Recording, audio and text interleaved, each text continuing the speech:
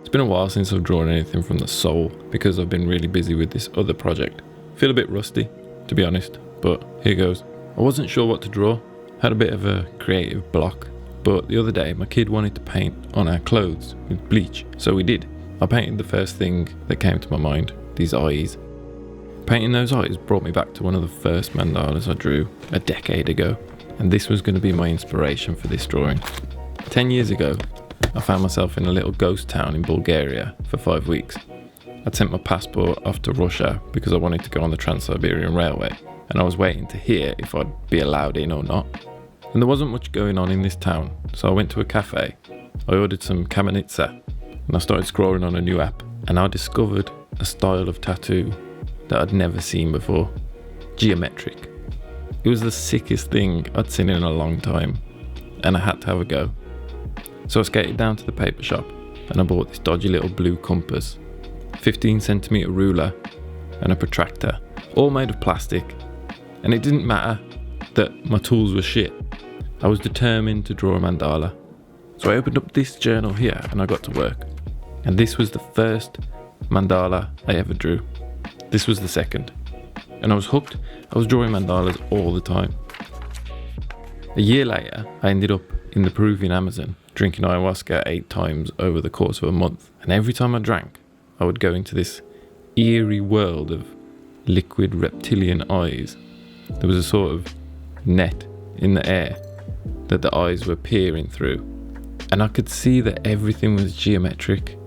Even when I came out of the Maloka and I looked into the sky, I could see a geometric net, like a matrix. I tried to paint it once. I could see that we were all a part of this net. I don't really know how to describe it because it was unlike anything I'd ever seen, but it felt like it was something that was always there, and I'd just been lucky enough to change the lens and see it. And that was the moment I decided to incorporate more geometry into my mandalas, especially the seed of life.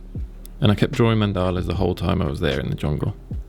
Oh yeah, something else happened on that retreat. This is when I found my calling. I knew when I got back to England that I would stop working random jobs and just focus on art full time.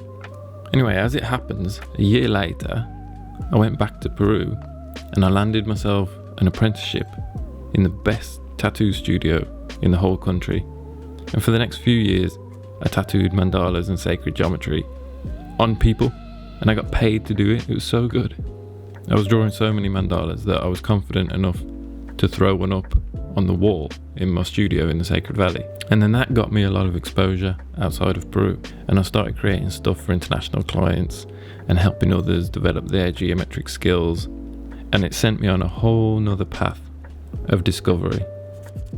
Everything I learned about mandalas and sacred geometry was all off instinct and I don't know, really, just creativity. Because I've always found myself in places without many resources, like no decent supplies, no books. It's very hard to find anything on this subject anyway.